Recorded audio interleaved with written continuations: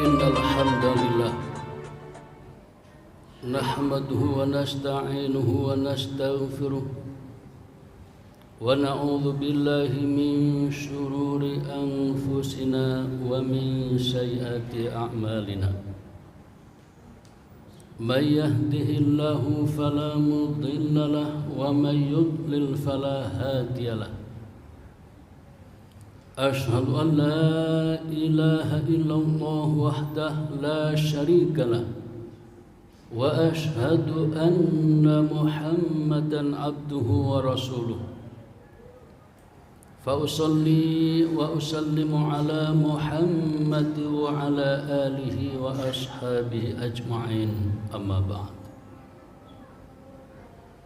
Fa ya ayyuhal muslimun, usikum wa nafsi bitaqwallah faqad fazal muttaqun. Qala Allah Ta'ala fi kitabihil karim, a'udzu billahi minasyaitonir rajim. La yuhibbullahu al-jahra bis-su'i minal qawli illa man zulim wa kana Allahu sami'an 'alima. Shadaqallahu azim. Para jamaah hamba-hamba Allah yang mulia, dalam hidup ini pada saat kita bergaul dengan yang lain, terkadang terjadi gesekan-gesekan. Ketika terjadi gesekan-gesekan, mungkin ada yang memaklumi, tapi tidak jarang yang kemudian tidak menerima, bahkan marah dan selanjutnya dendam.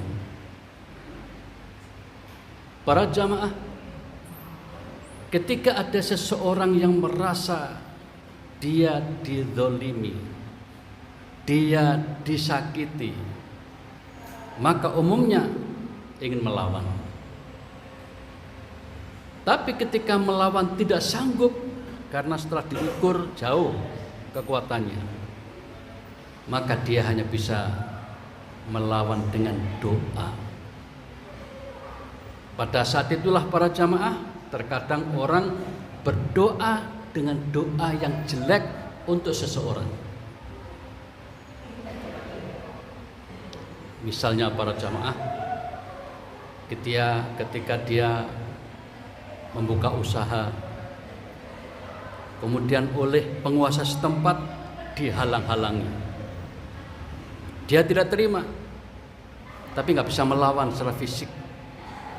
Akhirnya dia mendoakan, mudah-mudahan orang itu mampus, mudah-mudahan orang itu mengalami kecelakaan, macam-macam doa yang buruk. Nah, para jamaah, berdoa buruk seperti ini berbahaya. Apalagi kalau orang itu sebelumnya merasa teraniaya, terzolimi. Karena doanya orang yang zalim itu, orang yang dizalimi itu mudah terkabul. Dakwatul mazlum mustajabah. Doanya orang yang teraniaya itu gampang dikabulkan. Karena itu hati-hati kalau berdoa. Allah mengingatkan kepada kita dalam surat An-Nisa 148, la yuhibbullahu al-jahra bis-su'i minal qawli illa man zulim. Allah tidak suka dengan ucapan-ucapan buruk yang disampaikan itu, kecuali orang yang terzalimi. Para jamaah, Ibnu Katsir, seorang ulama ahli tafsir, ketika menafsirkan ayat ini, yang dimaksud dengan ucapan buruk adalah doa yang isinya untuk kejelekan orang, untuk kesialan orang lain. Jadi para jamaah, Allah sudah mengingatkan Jangan sampai kita mendoakan orang agar orang itu jatuh, agar orang itu sakit, agar orang itu mati misalnya. Jangan sampai. Memang di bagian akhir ada kalimat illa man zulim, kecuali jika orang itu sebelumnya dalam keadaan teraniaya. Orang itu boleh. Sungguh pun ini boleh para jamaah. Kata Ibnu Katsir, jika orang itu bisa menahan diri, mengendalikan diri, kemudian bersabar untuk tidak mendoakan buruk kepada orang yang menzalimi dia, itu jauh lebih baik. Para jamaah, Imam Al-Ghazali dalam kitabnya Bidayatul Hidayah, beliau mengatakan bahwa mendoakan buruk untuk orang lain itu sama dengan melaknat orang. Itu tidak bagus. Sungguh pun orang itu dalam keadaan teraniaya, sedapat mungkin jangan mendoakan buruk untuk orang lain. Umumnya orang yang teraniaya itu, yang terzalim itu, dia marah. Dan kalau sudah marah, maka doanya itu luar biasa. Dia hanya disakiti, hanya masalah, dihalang-halangi usahanya. Tapi doanya, ya Allah, hancurkan keluarganya. Maka doa semacam ini termasuk zalim, kata Imam Al-Ghazali. Tidak sesuai dengan kezaliman orang kepada dirinya. Berarti dia melakukan sesuatu yang lebih besar kezalimannya. Para jamaah, karena itu maka kemudian Imam Al-Ghazali mengatakan, jagalah mulutmu dari berdoa yang buruk. Usahakan tidak melakukan itu. Kemudian Imam Anawi Al-Bantani, ulama Indonesia, ketika membaca kitab Al-Ghazali ini kemudian mengatakan, sedapat mungkin orang itu menjaga diri, sabar, kemudian berdoa kepada Allah agar Allah yang membalas orang itu. Terserah bagaimana caranya Allah membalasnya. Tidak usah mengatakan kata-kata buruk untuk orang itu. Misalnya mampus dia, ini dan itu. Para jamaah, ini bagian dari akhlak Islam. Kemudian Imam Hasan Al-Basri ketika membahas masalah ini, ketika ada seseorang, mungkin kita itu dianiaya oleh seseorang, dizalimi seseorang, jangan membalas dengan doa buruk untuk orang itu, tetapi berdoalah dengan doa, misalnya Allahumma a'inni alaihi, ya Allah, tolonglah aku dari penganiayaan orang itu.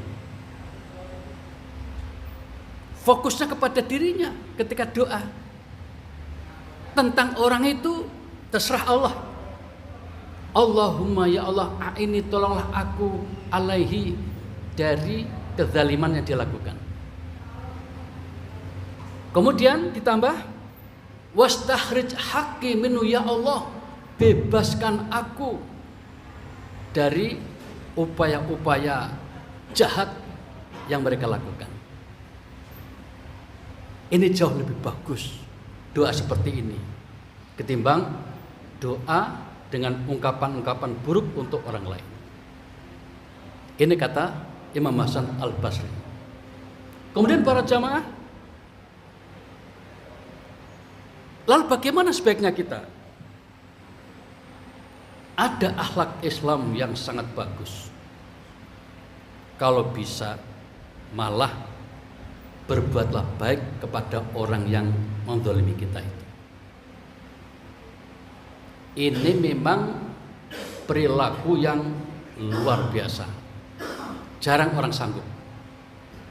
Ketika ada orang menzalimi kita, justru kita berbuat baik pada orang itu.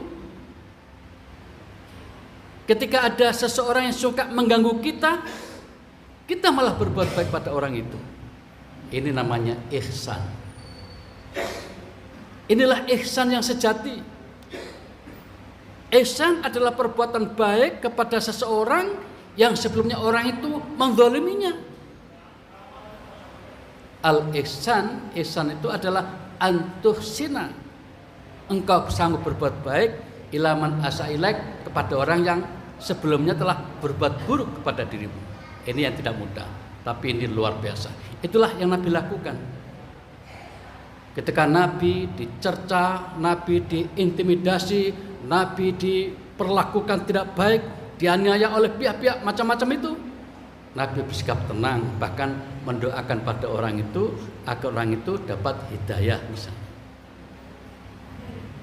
Intinya para jamaah, dalam hal ini kita harus hati-hati dalam berdoa.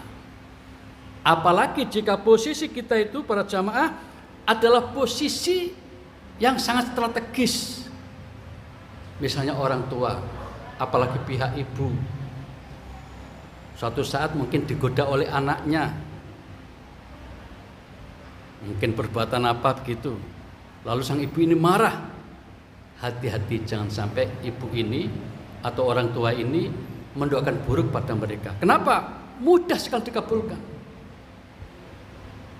Al-Kisah para jamaah dalam hadis Sahih Al-Bukhari yang dicantumkan dalam kitab Al-Adabul Mufrad, diceritakan bahwa suatu saat, ini Nabi yang cerita, ada seorang yang bernama Juraj.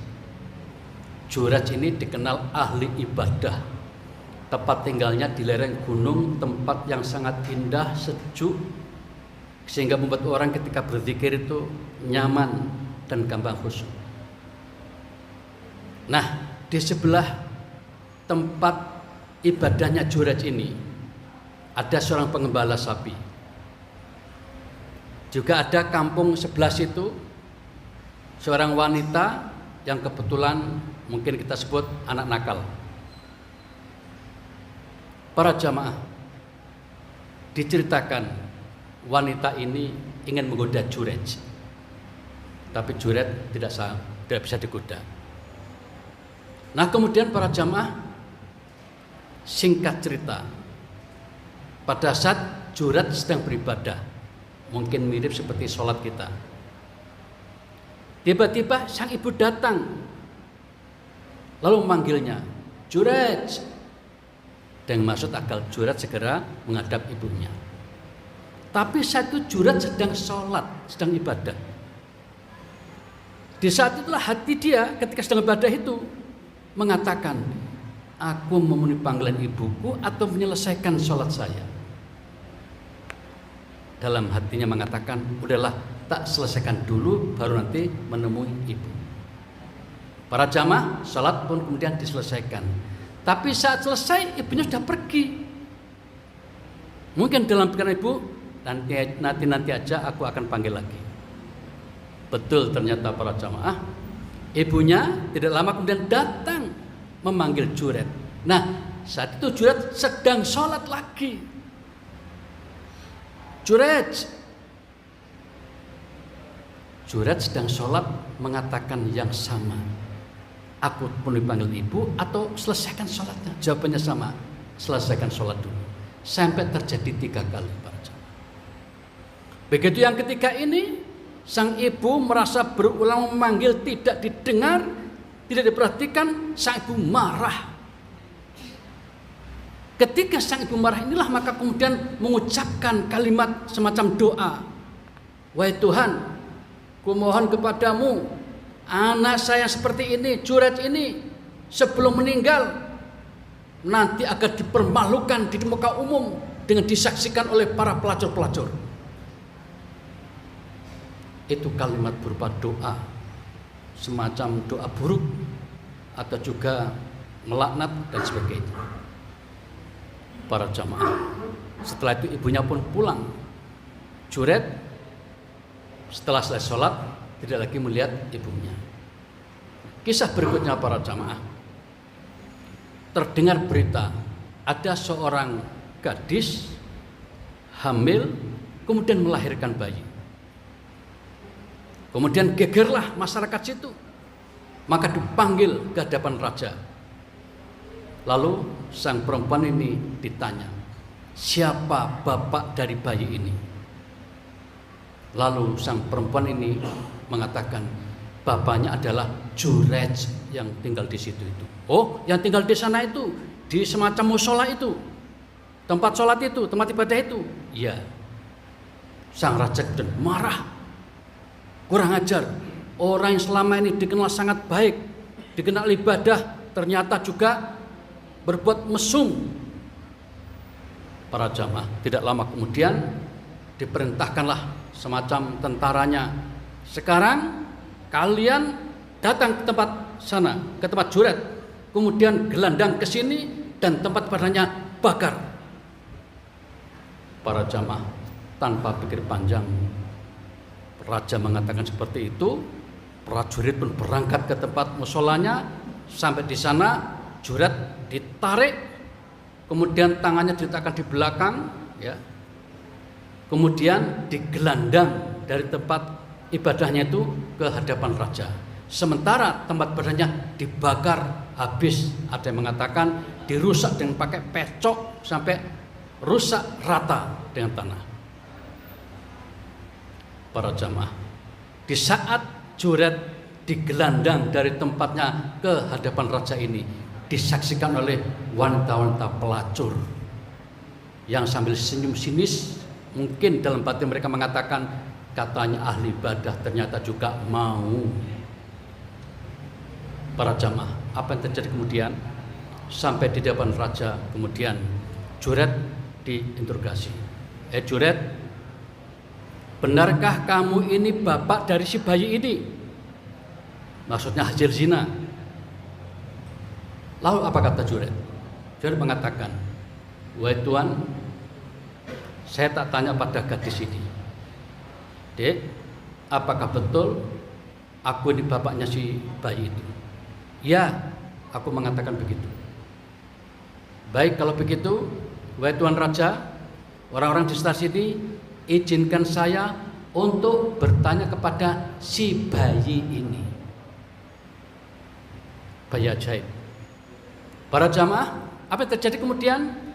Juret langsung tanya, wahai bayi, katakan dengan benar, apakah aku ini bapakmu? Jika bukan, siapa bapakmu? Bayinya tiba-tiba bisa bicara. Anda bukan bapak saya. Bapak saya adalah sang pengembala sapi yang ada di sekitar tempat ibadah sampean.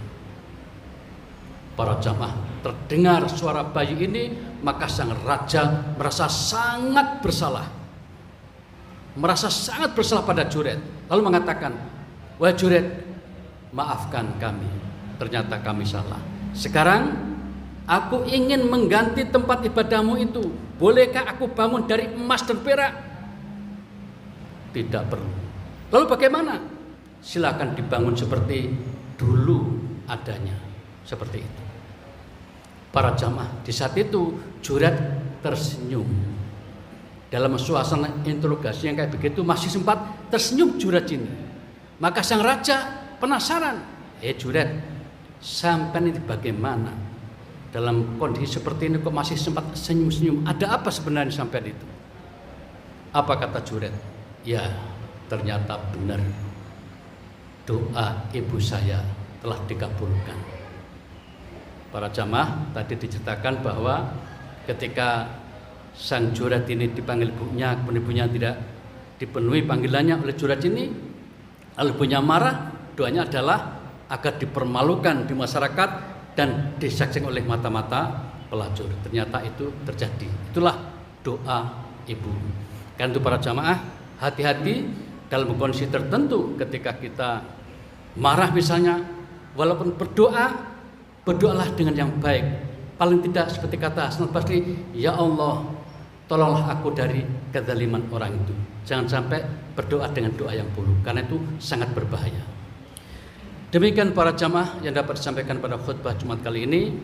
Kita mohon kepada Allah semoga kita mendapatkan pengetahuan yang baik, dapat memahami ayat dengan baik, dan dalam kehidupan sehari-hari kita dapat mempraktekkan apa yang diajarkan oleh Rasulullah SAW, sehingga kita menjadi orang yang penyabar, orang yang arif dan bijaksana. A'udzubillahi minasyaitonir rajim. La yuhibbullahu al-jahra bisu'i minal qawli illa man zulim wa kana Allahu sami'an alima. Barakallahu li wa lakum fil Qur'anil Karim wa nafa'ani wa iyyakum bima fihi minal ayati wal dhikril hakim wa taqabbala minni wa minkum tilawatahu innahu wal ghafurur rahim wa qul rabbighfir warham wa anta khairur rahimin.